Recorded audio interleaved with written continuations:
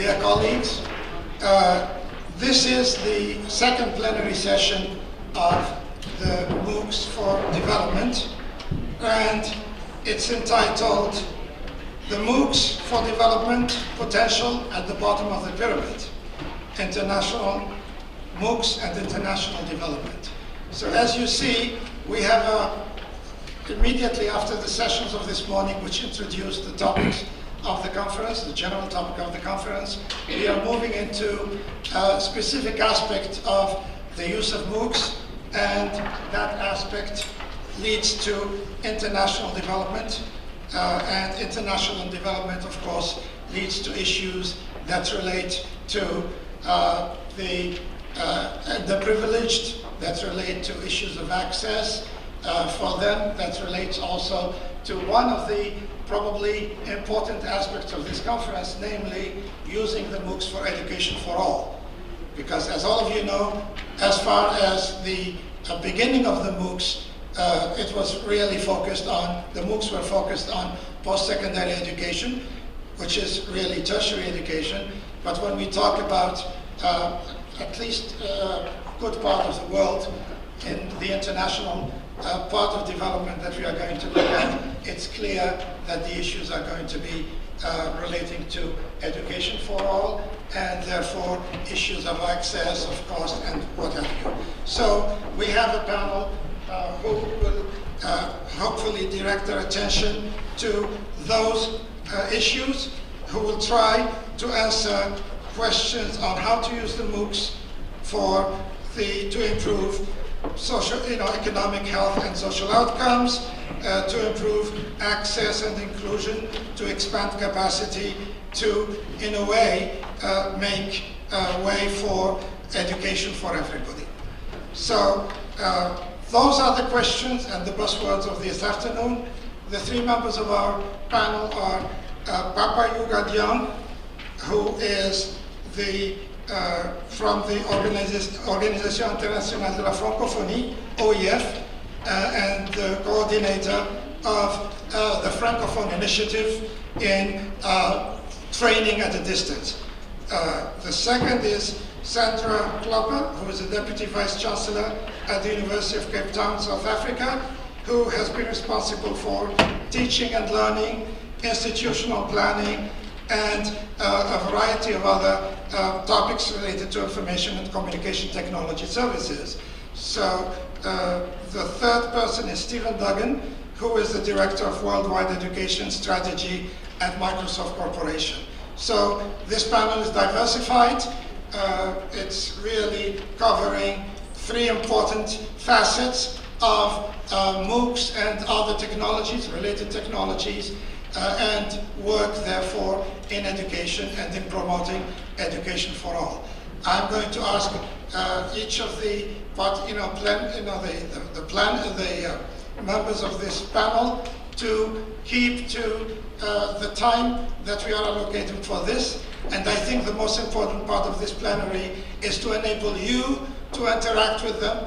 Therefore, we will try to have as much time as possible to see how we can get the maximum questions, and maybe at probably half time after going through some of the questions, we can see how we can help you reorganize in smaller groups and continue the discussion until the coffee hour.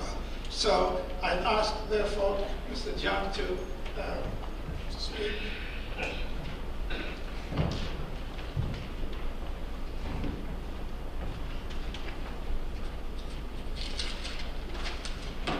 Merci. Je voudrais remercier l'Université de Pennsylvanie et le professeur Dan d'avoir associé l'Organisation internationale de la francophonie à ces travaux.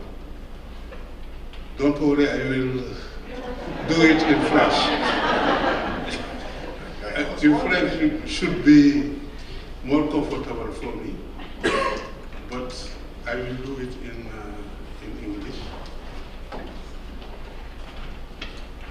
And in my presentation, I will talk quickly about Organisation Internationale de la Francophonie. And then I will show you some projects about open education and resources. And after then, we will look at the perspectives for MOOC for development in Francophonie and some recommendations.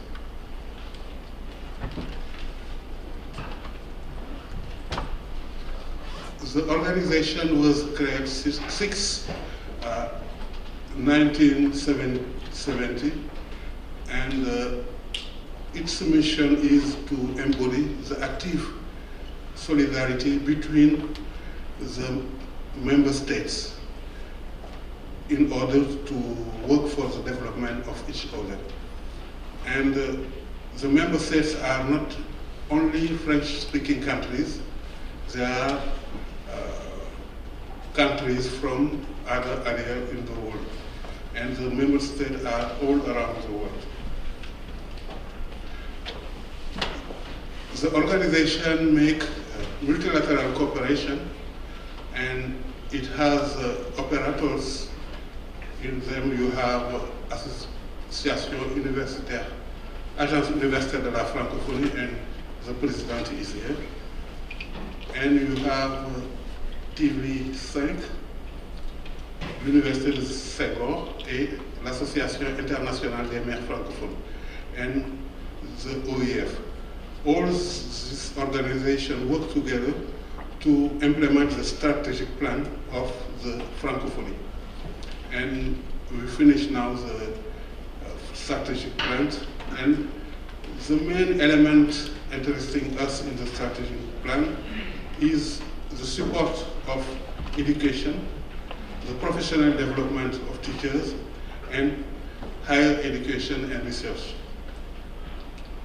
In OIF, we focus on quality of basic education, teaching French in multilingual environment. And what we will talk about now is around professional development of teachers. Because if you look at the main problem now in educational system is the skills of teachers.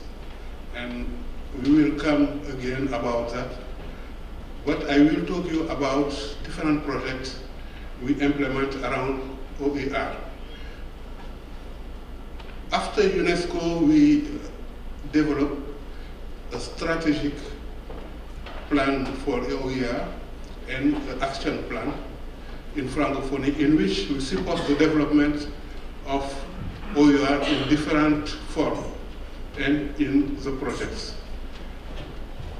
The Francophonie decided to publish into a Creative Commons license all resources produced in our educational projects.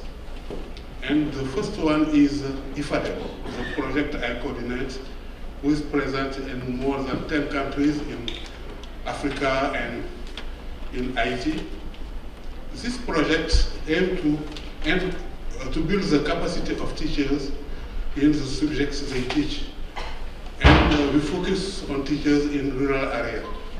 And you may understand that in rural areas we don't have connectivity, we don't have energy. And the main element we use is the paper, is booklets with papers. But these booklets are published under Creative Commons license. But we develop a website in which all that resources can be downloaded for free. And also in the website we have a Moodle environment for those who have access to internet. In Senegal, there is another project that I started in 2002 who delivers content for pupils, teachers, and parents around for secondary and primary school. And this website is very interesting because early it works around the spirit of MOOCs, because it was courses or part of courses who was published, and the users can go to the website and to ask a question, and when they ask a question, you have teachers who can respond to that question. And the question was around subjects or around, for example, the orientation For example, parents can discuss with his kids what he will do after the secondary school, and they may have problem, and we had some question around that. It was a big socialization around that project, and that project won a World Summit Award in 2007. The third one is more actual, is the mcgreal that University of Moncton and National Research Council of Canada are leading, and Mr. Robert Gregoire and Stephen Downs are here, and if you want to know more about this project, you can ask them. But we are very interested to that because that project works to expand the use of open education resources in Francophone area. And it is a MOOC in which all participants come and contribute to the development of the content. And the teachers who work on this project are from everywhere in the Francophonie. It is running, but we expect to finish it in a few weeks and to make a research to see the impact of the project. One important thing of this project is that project generates also contents, many contents about open educational resources. And we can have some elements that we learn in examen.sn, because when we started it in 2002, there are some persons who download the website, and they organize the content and they sell it into the schools. And the members of our team who work on this project was offended. But when we analyzed the situation, we decided to encourage to do it, because those people, rich people we can reach by using internet, and they make a transformation of what we do to reach other people. And our objective, our main objective, was to reach the largest people possible. And we can expect that in the MOOC, all people don't have access to internet, and the need of training is very high in the secondary education or in the primary education. And we have many challenges. The biggest one is the shortage of qualified teachers, because it is an obstacle to reach the education for our objectives. And in many African countries, 40% to 60% of teachers are not trained or are not very well trained. And there is a strong need of training. The other problem is the problem that many of presenters talk about, is the access to energy or to internet is very low in many countries. In many countries you have access to internet or to energy in the cities, but when you go to the rural area, you don't have access to energy or internet. And in many African countries or less developed countries, the most important number of teachers are in rural area. And there is a question how we can use the MOOC in order to reach those people who don't have access. It's a question.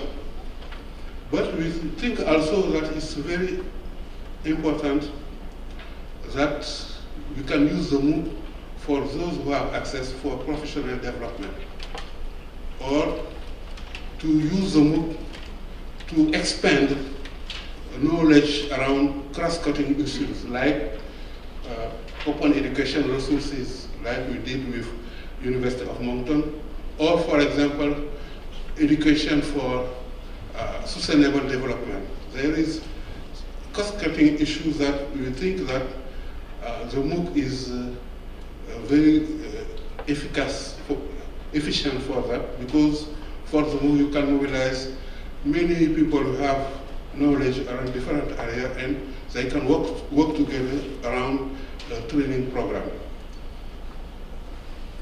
The other aspect is a tentative of response to how the MOOCs can help to reach those people who don't have access to the technology.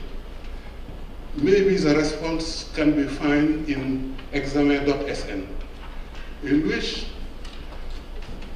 for the MOOC, when the MOOC is running, content is generated, and that content could be organized and disseminated under different form, paper or video or sound. We think that the MOOC can help in this field. And I will finish later to talk about importance of increasing access to the technology, because everybody talking about the digital gap, but it is here, still here. And it's very important that people, even if they are in rural area, that effort be made to them, more efforts to them to have access to energy or internet. And the project internet.org I saw is a very good project, and because it aims to give access to people who don't have access to internet. And also to build the capacity of people who are in the university and training institution for teachers. I think it's very important to have a MOOC running in, because when I talk about, not about developed country, the other country, they have to participate efficiently in the world. To do that, they need to be trained. And also, we talk about mobile technology and alternative source of energy. They can be used in order to increase the access to MOOCs. Thank you very much.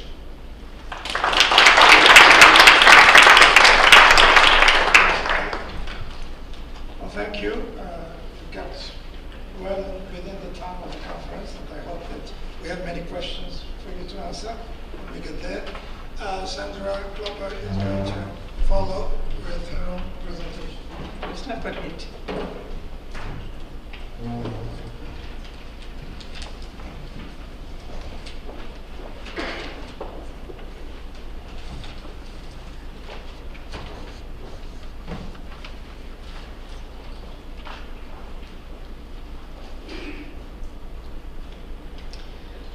Thank you all, and thank you for the invitation to be here. I have found it really fascinating today, and I'm sure it will continue to be fascinating as we go along. I'd like to say, just as a start, that I have been very fascinated so far by the overlaps and synergies and complementarity of the presentations that we've all heard. And I think it says something about how we understand from different perspectives the landscape that we find ourselves in. The other thing that I want to say is that it's rather presumptuous for me to be talking about MOOCs and development perspectives from higher education in Africa, given my knowledge of African institutions. And I do want to, as a disclaimer, indicate that I have a good knowledge of Anglophone Africa, but certainly not a Francophone Africa. My connections are primarily with Uganda, mcgreal, with Dar es Salaam, and with Legon in Ghana. I'm also an active member of the Association of African Universities, and I went to the Association of African Universities conference last year in Gabon in 2013. And what I just want to say about that experience is, and I don't know if any other Africans were there, that the entire conference was on employability, and I don't think, as recognized as a major challenge for Africa, and I don't think there was any mention at any stage in that conference on online education, let alone MOOCs. But then I wasn't able to attend all the sessions. So it gives you an idea of just the different challenges and the different perspectives that people bring to bear in these situations. Now I have to figure out how to... there we are. All right, one of the things that I think has come up already and which is very interesting is that Africans are consumers rather than producers of MOOCs.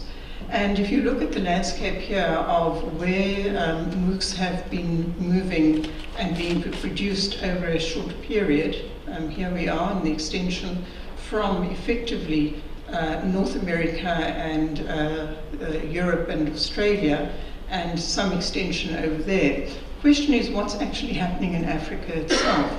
As I said, we are primarily consumers rather than producers of MOOCs, and it's quite interesting that I've heard this morning, like my own university, we are slowly getting into that landscape of also being in the production side of MOOCs, and I'll come back to that shortly.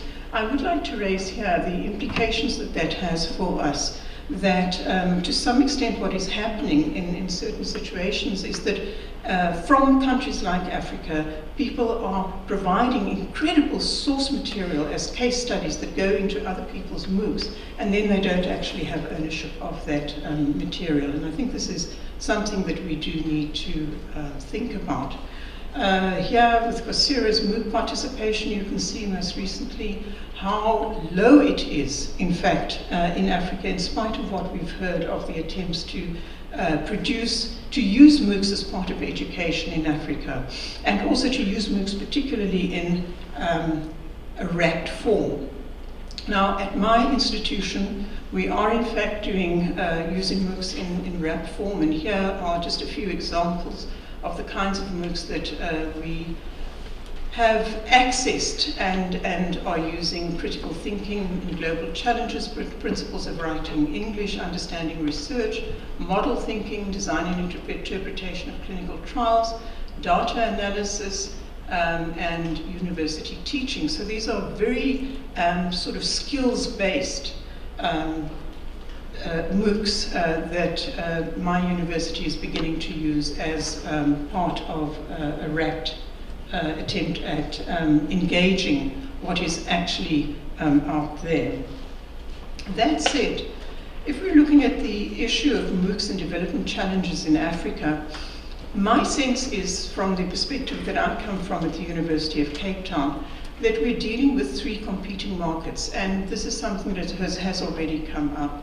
I believe that if we are going to enter the area of MOOCs production as opposed to consumption, that we need to showcase African knowledge and expertise, so that we look at our own niche areas, and I'll come back to this very briefly.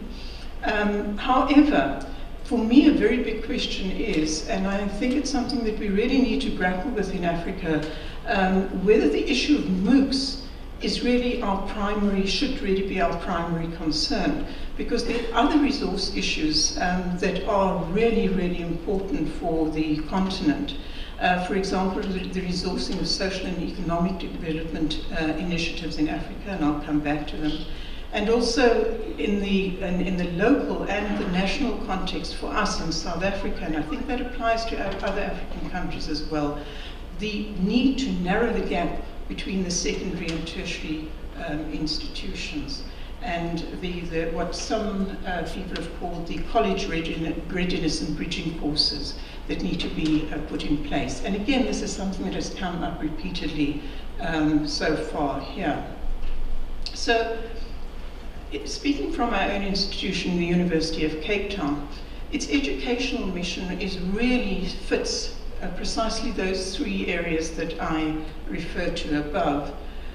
We have a Pro-Vice-Chancellor in poverty and inequality, another one in climate change. These are areas where I think we can make very meaningful interventions from the African perspective as far as the development of MOOCs are concerned. We also have a commitment to improving the transition from school to university, a major project that we have in place as far as that is concerned. And speaking to Dan just before we came to this session, I mentioned to him in passing that our university has just passed an open access policy. And he said, you must tell us that. It took 18 months of very hard work through many committees to get it through our Senate and eventually to our Council. But we have that open access policy, and I think that more institutions that do this and that don't do it in a sort of ad hoc way, which I think is happening too much, the more likely we are to get commitment to open education resources internationally. Right. The obvious thing, and it's been referred to in passing by many people, is that if African institutions are to develop MOOCs, what are the resource implications? And I think we have seen from the early starters in this area that the resource implications are absolutely massive, both in terms of human resource implications and, of course, the technology development that is required for it. I've just downloaded here something to do with the preparation of MOOCs at London University. You can see the extraordinary amount of energy, obviously, that went into it. And those of you who have developed MOOCs know that it takes a huge amount of resources. And it also takes professional production staff, high-quality video content, pedagogical and other issues, including copyright, that has to be looked at. So it's an onerous undertaking, and it's a particularly onerous undertaking in the African context, where resources are very limited. In my university, we are very lucky to have a Center for Higher Education Development, but that center is also under-resourced in terms of the ideas we are trying to begin to develop around MOOCs. And then, of course, governance and strategy. Just this one example where a MOOC Strategy Advisory Committee that was established in April 2013 has met almost on a weekly basis. And I suspect, I don't know this, I suspect that where there is a large investment in MOOCs and institutions, this is the kind of resourcing that you need in order to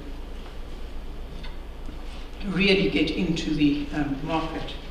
That said, finally, the University of Cape Town is now beginning to look at developing MOOCs with an African focus, one on statistics that is African inflected, another one on medical humanities.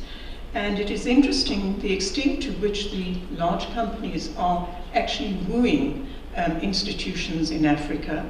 I discovered this morning that Mark Lester from FutureLearn has figured out how to put meetings in my electronic diary from England to Philadelphia via Cape Town as an indication of the kind of pressure that African institutions are also under to, in a sense, join this community. And I think for very good reasons in some respects, but I don't want to go into that.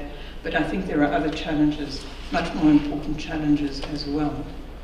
So the question for me is, from the perspective of my own institution, what do we need to do to achieve the greatest impact in and for Africa? And I don't think it's the MOOCs area, actually. I think there are other much more challenging issues for us. And it's in the area of grayness between open content MOOCs and online learning. It's in the areas of development, and particularly in the area of development for younger learners, not for tertiary school learners. But I'll come back to that as my final major contribution here. I just want to say that as far as resource and development initiatives in Africa, it's very interesting what is happening with wrapped MOOCs. That at mcgreal University, for example, as indicated here, and also at Dar es Salaam, there is some very interesting open education resources and MOOC material that is being used for ICT development. So I have another minute to say that, as I indicated, I think the important thing for us is to know how to narrow the gap between secondary and tertiary education. In our country, 50% of first-time entering students in South Africa fail to complete their degrees.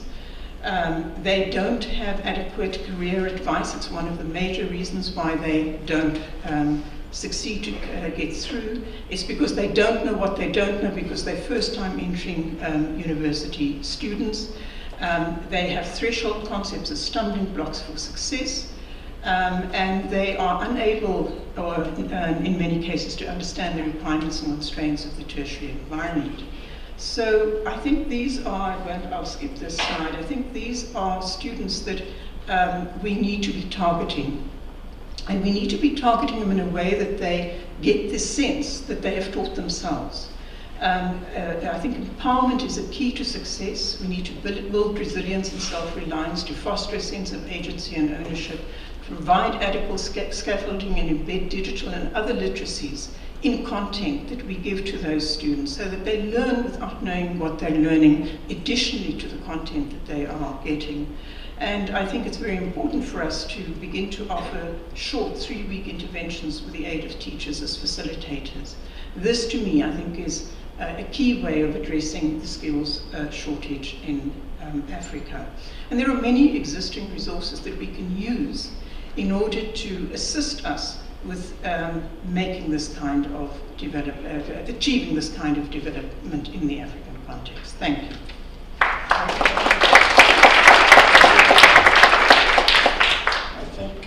We have reached now our third contributor, Mr. Stephen Duggan from Microsoft. He's going to tell us about the World Education Program.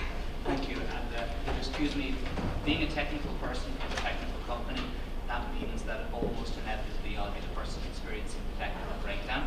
It tends to happen. If you give me 1 second just to pull up the monitor.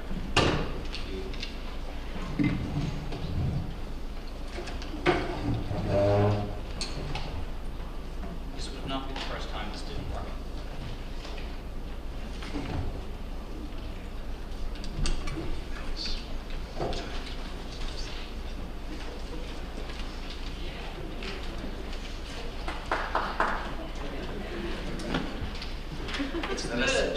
That was like a slightly ironic cheer.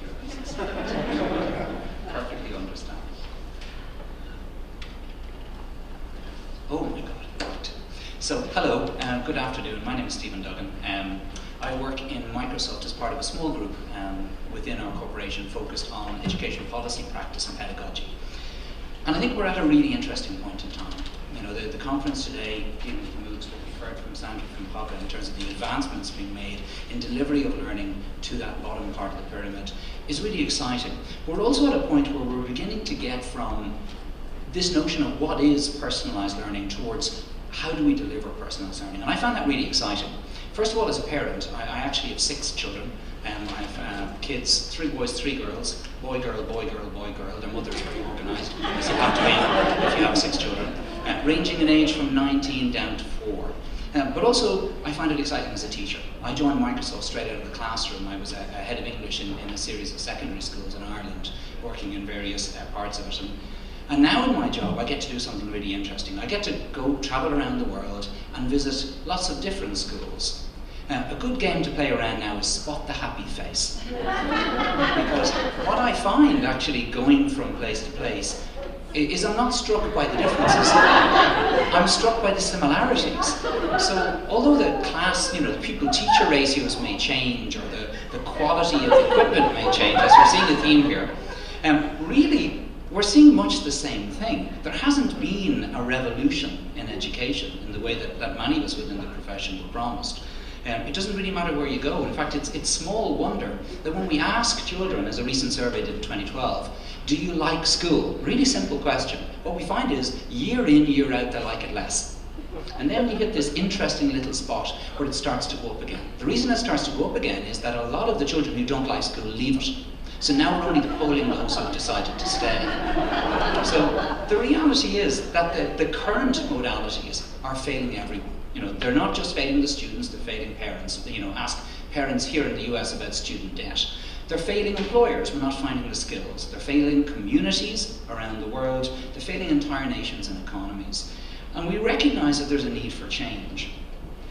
But when we look at that change, technology is a sort of a bright beacon, but we need to be careful about it. You know, one of the things we have found, for example, is the way in which technology can scale. Khan Academy is a fascinating example of this. The most fascinating statistic Sal Khan gave when he came to speak to us recently is not that he has reached 216 million students, but that he's done it with 36 teachers.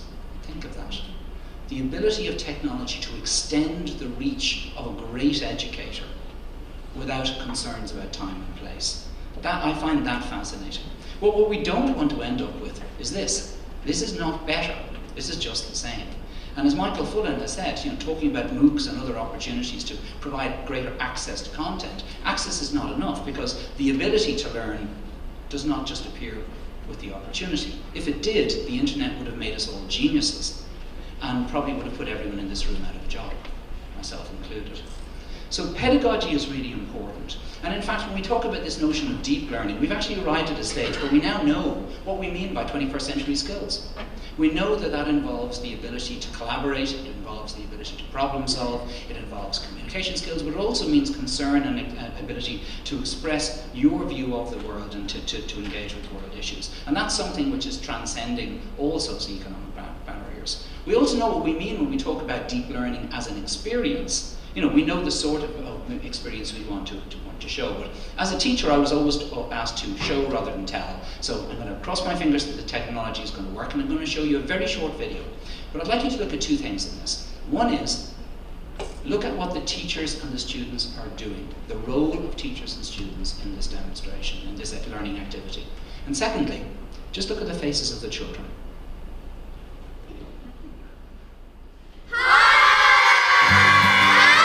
In my classroom, I'll grasp onto any technology that can expand the kids' possibilities. Greeter, come on up.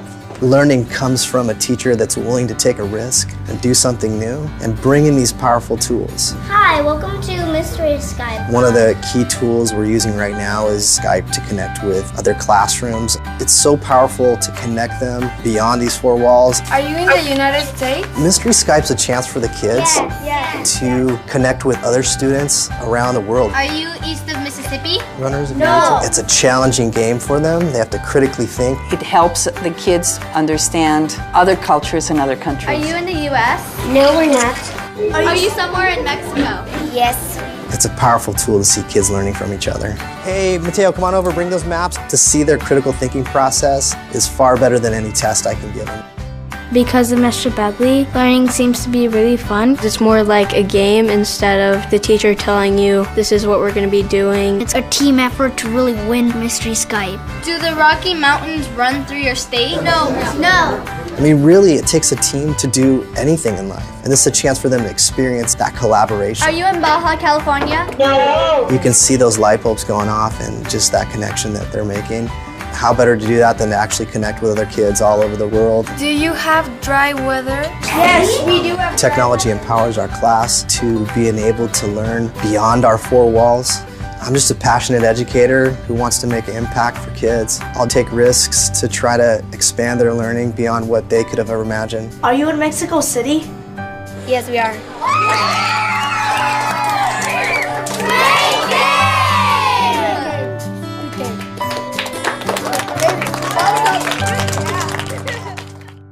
So what you'll have noticed is that the technology is really simple, and it doesn't begin with the technology. That's a learning exercise driven by great pedagogy. Because teaching and learning have always been about the same three pillars: relationships between and among teachers and students, the practices, and the measurements at the back. And the measurements are key. I think when we look at the promise of MOOCs, we have to realize that new forms of learning need new forms of measurement if we're actually going to achieve progress. So we're involved in a number of really interesting projects. One of them is a worldwide project called New Pedagogies for Deep Learning, which involves 1,000 schools from all over the globe who are looking to find ways of bringing about systemic change by bringing about new ways of using technology to support great teaching and learning. So the role of technology in education is not a black and white one, except sometimes it is. So I want to change a little and just talk about a separate issue. One of the things we did in our group is we spend around a year asking educators and organizations such as UNESCO, what are the big challenges? Where should a company like Microsoft seek to add help? And what immediately became apparent is that literacy is the #1 educational challenge facing the world. You know, we know what literacy changes, all these things on the left. We know that increased literacy levels increase the levels of maternal health, we know that decreases conflict, etc. We also know what we need for literacy. We need these things. We need books, we need people who can read those books to learners, we need access to tools and instruction and assessment. But the challenge is huge. There's 765 million illiterate adults on the planet. That's 1 in 4 adults on the planet. There are 7,000 languages on the planet, and 95% of those languages are spoken by less than 100,000 people. This is not a challenge that is going to be addressed by mainstream publishers. It doesn't make sense economically. We need to find another way of supporting this variety of languages. We know, and I find this really scary, that of the 56 million children out of school today, 49% of them will never go to school. They never spend a single day in a classroom.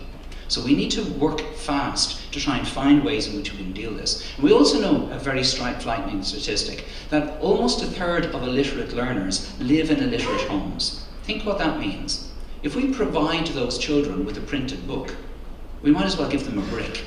It has no use to them when they go back to home if there's not somebody else within that home or the community who can read it to them. So looking at that challenge, one of the things we've tried to do is engage with a group of experts from the NGO community, leadership again from UNESCO, and say, what can we as a technology company do? And one of the things we've done is we've created a set of tools. These are free tools which are available. I'll just go back briefly to the website, and this website called litforlife.net, which allows anybody, anywhere, in any language to create a book for free.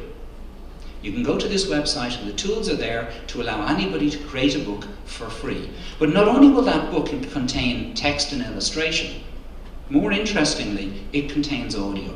You can record a story. You record it both in read-to-me mode, which is the entire page is read aloud in a warm human voice, but also you record the individual words. What that means is we can provide, as we're doing now in pilots in places like Lesotho, we can provide somebody with a low-cost device like this, just a small smartphone, which contains books that will read themselves aloud to a beginning learner. So here, for example, is a book. It'll be very hard for you to see this, but hopefully you can hear it. This allows you to hand a book to a child. Ben is in a new home. And that book will read itself to the child. In fact, this phone will hold 16,000 of those texts.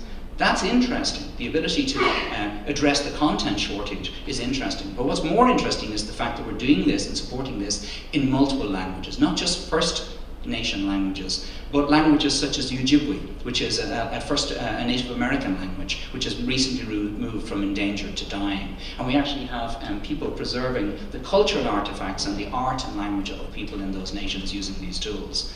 We can address the issue of access, but we can also provide something more than that. We can provide assessment. Because we know when a child or an adult has finished reading a book, something you can't do with a printed book. And we can address that individual learner's learning journey by pointing them to the next most appropriate book. We can assess and evaluate what they're doing as they progress without the requirement, which is often absent, of a physical classroom, a trained teacher, and an environment which supports it. All of these things are happening right now, led by the advice that we've had from the community. We find this really, really exciting. We want people to help us and continue to guide us as we look at other ways in which we can support that learning journey. But it's just an example of how technology can actually address the issue. If we go back to the classroom, well, I'm often asked, well, what will the classroom of the future look like? You know, and I've seen some really interesting classrooms. These are some pictures from a model school in Sweden. And you can see here, the school has been built around the child. So it supports introverts and extroverts. There are places for group learning, individual study. Obviously, you know, we'd probably all want to send our children somewhere like this. But actually, just to leave you on this final thought, if I think of what the classroom of the future will look like, it's not going to be something like this, you know, a space-age classroom. Because actually, the modern classroom as we know it is a modern invention. It only came about because during the industrial age, we had to get a large group of people together and teach them all the same thing. We knew what we wanted to teach them, and we knew the jobs they were going to do. That's no longer the case.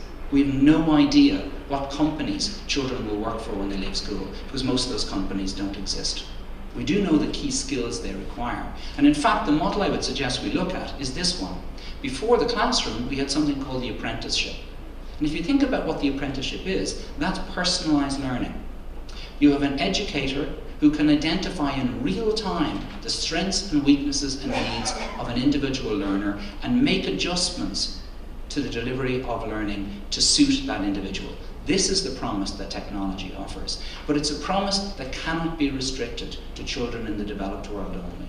Everything we've talked about, if we're truly serious about what we're trying to do, has to be available to children everywhere, both in the developed and the developing world. We believe that technology is beginning to make this possible. My plea to you would be, when we look at MOOCs, let's make sure that they are part of that future, rather than supporting the modalities of the past. Thank you.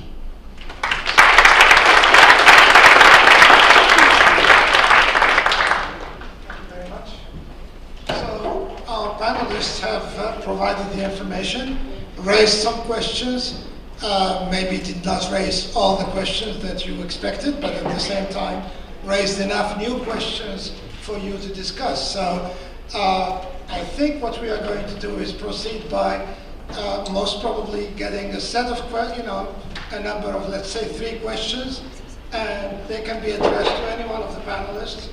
And basically, we'll start from there and kind of see how much interactivity we can create around what you heard, what you expect from the point of view of your participation in this conference, and also whether there is not anything in between, something that's missing, either from the presenters, what they presented. So I think I'll get probably closer to you, because there's too much light there and I can't see you. So now I can see you. So who would have some, let's say, pressing questions that they really would like to start with? Go ahead. We have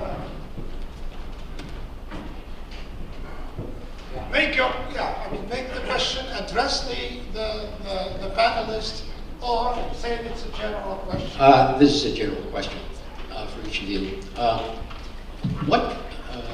Mr. Dan mentioned that research was part of the strategic plan for his operation. It begs the question of each of you: what kinds of research at this stage in the development of MOOCs do you regard as most valuable in learning how to improve the delivery, or reduce the cost, or enhance the quality of the services? I guess this is a general question. Who would like to comment on that? Well, let me just probably take a quick answer on that. In what you saw in Doug's presentation, there is a new notion called crowdsourcing. And basically what crowdsourcing is you create a site where people can go and in this case write some form of a reading passage or a textbook. And basically, correct me if I'm not right on track there. And what is happening is that, first of all, you elicitate, there is an elicitation of content, and you also have building from, the basis, because everybody can just go in and include part of their experience. This has been used in a variety of other, work where the work is huge and the funds are very limited. It has its own problems, and I'll stop here. Is that basically what you talked about? What I could say is that one of the areas of key interest for us is actually around pedagogy. And if we look at what MOOCs are and are not, we have a concern, and I'll be honest about it. We already know that there's a huge dropout rate from MOOCs, particularly running in the US. A lot of students just don't finish the course, and there's a big issue about accreditation. Our biggest concern is not that, it's the passive nature of a lot of MOOCs at the moment, the way in which they may or may not be supporting outdated modalities. There was a report published by the Provost Panel for Africa around 4 years ago, which spoke about a twin crisis in Africa. On the first side, there's base literacy. The other side is the absence of ICT skills. We know that MOOCs can be really helpful in building those skills, but again, we don't want to prepare people for the past. Just to speak to a comment that was made earlier, and I think it's really important. We know that there's major issues in terms of access. We know there's major issues in terms of the price of devices. But those things are going to go away. The reality is, if you don't believe that every child on the planet is going to have some form of low-cost mobile learning device, and permanent internet access within the next 20 years, then you're deluding yourself, because the speed of change is faster than that. That's a conservative estimate. If you look at the growth of the smartphone, even in areas of sub-Saharan Africa, we know that that is getting cheaper and cheaper and more ubiquitous. So what we've got to do is build for that, build for the future, not build for the past. Okay, yeah, a question? So here, as you see, the technology itself is not the major cost. Yeah. The technology is getting cheaper and cheaper and is more and more spread out. But basically, I think we really have to focus more on the other challenges like pedagogy, like teachers and all that. Yeah, so it's adding up to the pedagogy question, issue. I'm working at the World Bank, and then I looked at the teachers who don't really have incentive to teach and their salary is low. But if the government cannot provide any financial incentives, but is there any way that we could provide incentive with the technology to the teachers to be passionate about teaching and etc. And then how do you think will be the good teacher education through using technologies? Okay, I think this is a question to everybody. So everybody who would like also to answer at the same time, please raise your hand. So Mr. Kainos. I think most people recognize that there is a disconnect between the people who are supposed to be educated and the needs of the society. Basically, two reasons. One, that the education has been largely irrelevant to the needs of the people. Secondly, that it is not matched with what is required in the employment market. I think in my own country, they're talking about 500 million people need to be given skill upgrades. 500 million in 10, 15 years or so. That's the government of India, always unrealistic. But the fact is that there are in hundreds of millions who need to be. Can technology really teach the knowledge and particularly skills by itself without any interface with hands-on practical experience? Is it really, in the next 20 years, do you see the technology doing it by itself? Yes, go ahead.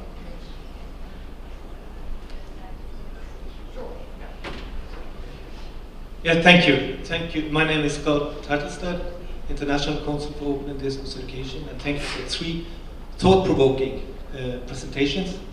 And what made me raise my hand was the comment from the last presenter, which is interesting, and I agree with the pace of technology.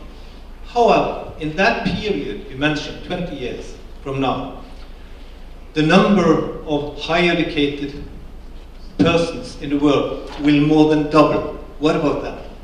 The number of need for teachers will almost triple. What about them? You see, we have a huge thing in front of us, and it's not like in 10 or 15 years. It's now, it has to be solved with the means we have. This is not about science fiction, it is about meeting the demands. Then, I think it was a very good issue that was presented now on student success. And if you combine those presentations, it was student success in life, student success with employment, and student success in education. So what about that? I like the comment on research. So what do we know about these 3 successes? Thank you. Okay. Anybody? I think I saw the hand right there. Sure. Yes. Can you come and form together? We need 2 people here because we have people on both sides. So there's a gentleman there.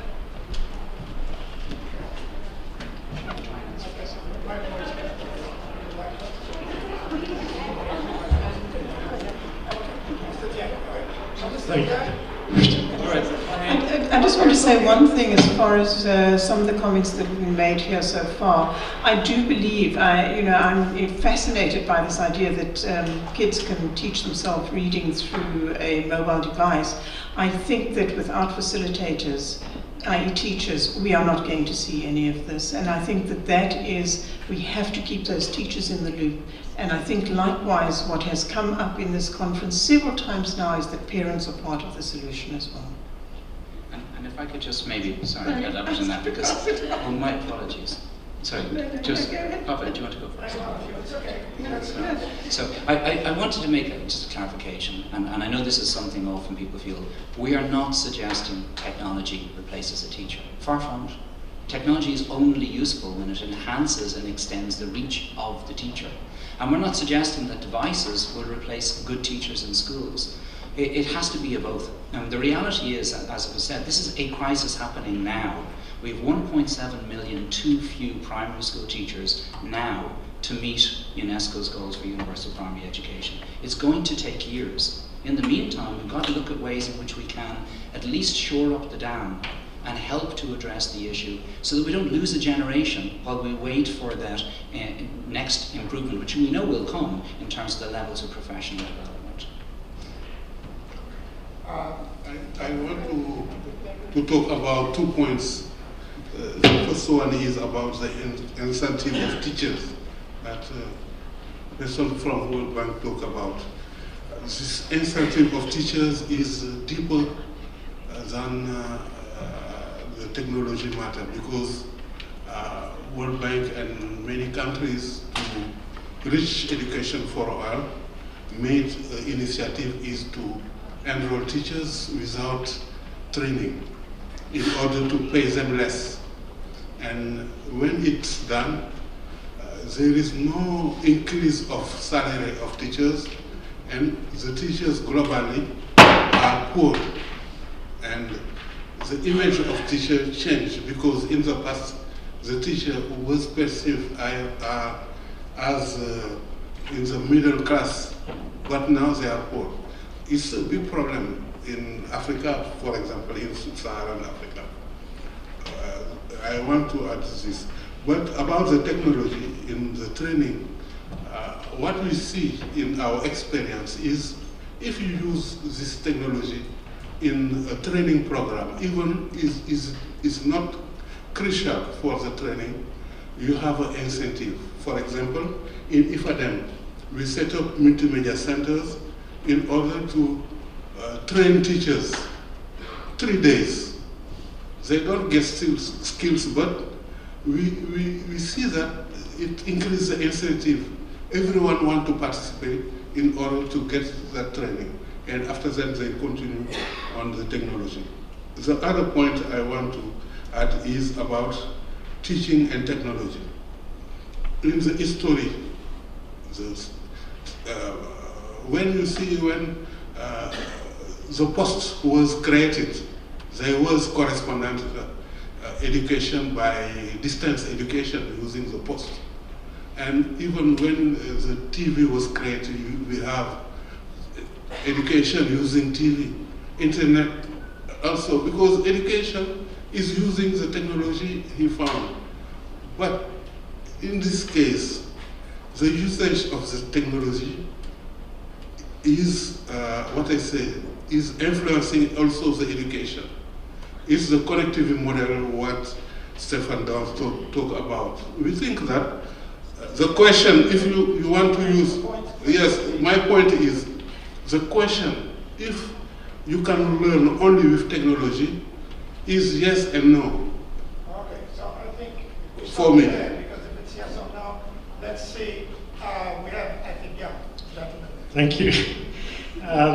If I can pick up that theme about the pedagogy and the technology, because in John Macbeth, University of Cambridge, by the way, Stephen's illustration of the young people working in groups and working across national borders made me immediately think of the game which was very big in the UK, 20 Questions. Maybe it was a worldwide game, wasn't it?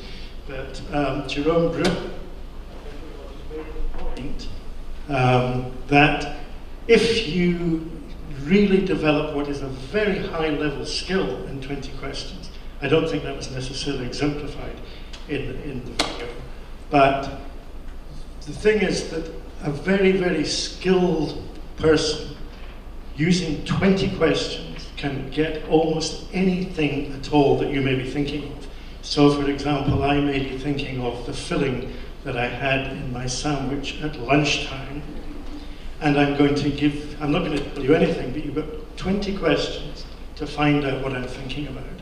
And the strategy of progressive reduction, so you start with big, broad questions, and you refine, and you refine, and you refine until you get it. You can almost always get the answer in 20 questions.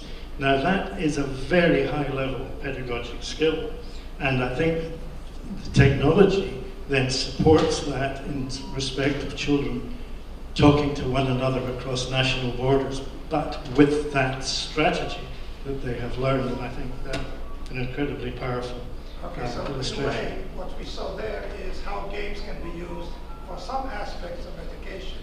We started, if you see, the notion that the MOOCs are probably adequate when it comes to teacher training. And I don't know whether there is a consensus about it. The adequacy seems to be big numbers of teachers needed, and therefore the need for quality training. And it seems that MOOCs answer it. I'd like some of you to respond to that. In the meantime, we have one participant from there, and then you'll be next. My comment is regarding the issue of dropout rates, because I believe the discussion should not be around the fact that there are high dropout rates. It should be around the reasons behind having the dropout rates.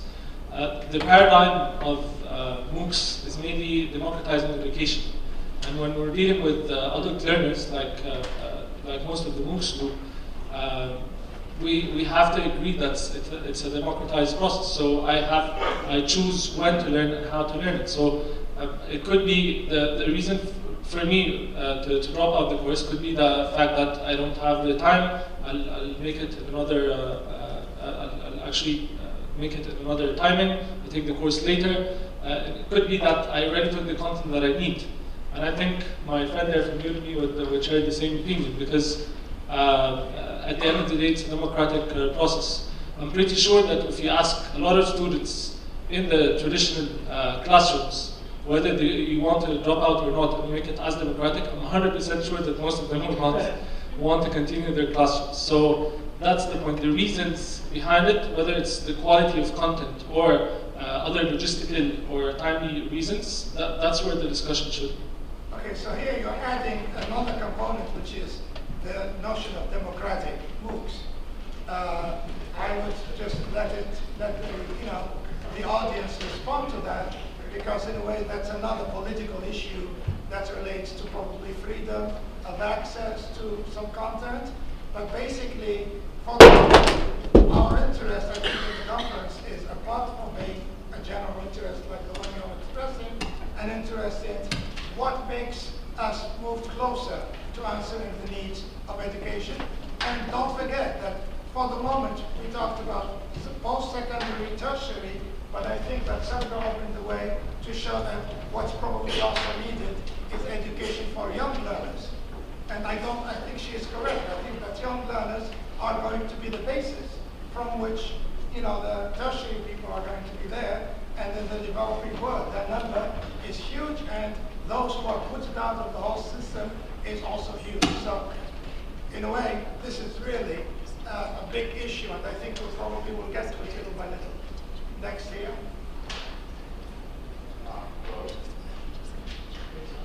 Hello. So in the ideal scenario where rigorous impact assessment actually does identify best MOOC practices around the world for different socioeconomic strata, different cultures, etc., how do you reconcile, on the one hand, the necessity for free, open access to reach the so-called bottom of the pyramid, the maximum number of individuals around the world, and on the other hand, having financial sustainability, a business model that allows MOOCs, especially being so resource intensive to produce, not depending on philanthropic contributions and financial foreign aid, etc. I think you've asked a really interesting and really important question. This notion of sustainability is absolutely key. So, for example, some of the tools we displayed for you are not ways for people to be able to consume more content. That's not the point. The point is to allow people to create their own content. to create content in local language, because we know in the issues of literacy, it's so much harder to learn basic literacy in any language other than your mother tongue. To create content which is relevant to your local culture, which speaks to you and to your children and to your community. But also to do so in such a way that you can, by creating the content, create more content. So for example, the tools we showed you, the Chekhov tools, anybody can create a book. Every book is reviewed before it's published in 3 forms. It's published as an app, as I showed you, but it's also published as a print resource, which can be cheaply printed on demand. But in every instance, the creator can either give it away or sell it. So part of the model there is supporting this with a marketplace which allows local communities to build content, have it assessed, integrate it into a rigorous evaluation process, but also be rewarded for doing so, so that can in turn generate more content, because we can't fix those problems and we shouldn't try to. We have to equip communities to fix their own problems. Maybe a quick question here. When you talk about generation of content by the community, there must be a cost somewhere. How would you cover the cost? So what we're doing at the moment is we're supporting creation of content both online and offline. So I talked to you about the cloud service. Anybody can go to that. That's free. We pay for that. We support the hosting of that. We allow people to publish their stories as print and apps. We pay for that. We support that infrastructure. If they sell those stories, the money goes back to that community or that individual author. We're happy to support that. You know, Microsoft is a commercial company, and obviously, you know, the way I sell that internally is that if more people are using devices, that has to be good for the technology companies in the long run. But in terms of being able to build a sustainable model outside of that, really it's about harnessing the creativity. We've got to get away from this notion that creativity is something we bring to communities. There's every bit as much creativity in the smallest village I visited in Lesotho as there is down the road here. Thank you. Hi there, thank you so much for everything you guys have had to say, and particularly those last comments. So Meg Evans, I'm from Udemy.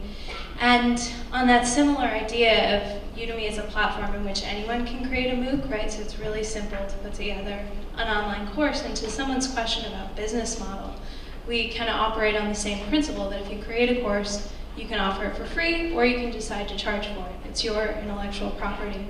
And so what I think is interesting in this same kind of question of, we talk about this paradigm from like top universities in America delivering content to rural villages, right? But also this question of what is there to learn from these rural villages too, right? So we just had someone create a MOOC from Michoacan, from the state, you know, south of Mexico City, on this particular type of indigenous art that they didn't want to lose to future generations, right? So I think we should all be thinking about how can we empower bottom-up creation, right? Rather than having this conversation from the top-down perspective. And part of that is incentivizing teachers, right? And is allowing them to charge for that content when you think about how do we connect employability, you know, how do we connect school and skills to employability? So I just kind of wanted to throw that perspective in there. And, you know, we have probably 40 or 50, I just pulled the numbers, courses created in South Africa, right? So how do we empower local folks around the world to say you have the same kind of experts exist everywhere? So I'd love to hear your thoughts on kind of how do we scale that. Thank you very much. Yeah, please.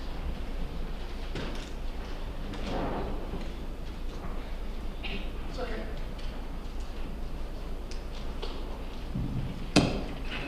Thank you. I am Varghese I am the Director of Center for Policy Research in Higher Education, New Delhi. You know, thank you very much for the presentations. I have one concern, and the concern is the following. The brick and mortar system of higher education always caters to those who are educationally advantaged groups. Now, one of the advantages of MOOCs, since the selection criteria and entry points are rather free, is that barrier that the brick and mortar system creates is taken away by the MOOCs. But when we come to the success rates or retention rates, opposite of dropout rates, we find it is in single digits. Secondly, when we compare those who are enrolled, many of them are for second degrees, not for the first degrees, which preempts or which conflicts with the basic tenets of extending or democratizing education or massifying higher education through MOOCs. So from that point of view, MOOCs also indirectly tries to restrict the base of higher education rather than massifying higher education. Thank you. Okay, any answers from the panel? Any other questions? I think we're getting close. Okay, please. Mine is rather a contribution to someone who asked about a grassroots movement on open education. Just want to say that we have the OCWC, the Open Course Management Consortium, just in their name now to Open Education Consortium. And there is a global meeting in 2 weeks in Slovenia. You can Google that and see that it's a large community going from everywhere in the world, and we are participating actively. Thank you. Okay, probably one or two last questions. There's one here. I guess I don't need a microphone. So I noticed that we got through a very interesting conversation about technology and pedagogy, but haven't talked about copyright regimes and content as its own infrastructure to support learning. And I'm interested if the panel has any comments on how open licensing specifically can help support localized learning, because open licensing allows local communities to translate and adapt content to the local context rather than creating their own. Can we find ways to take the existing content and use it as an infrastructure to support local work? Well, thank you very much. I think that on your behalf and on mine, I'd like to thank the panelists for their contribution to today's plenary session. I think this has been just the beginning of interaction. I don't think that it will be the end. You have 2 more days to really discuss these issues, get back to them, and I'm sure that the organizers will make sure to group you together in smaller groups so that you become really productive and help get some final recommendations. Thank you very much, and we'll continue.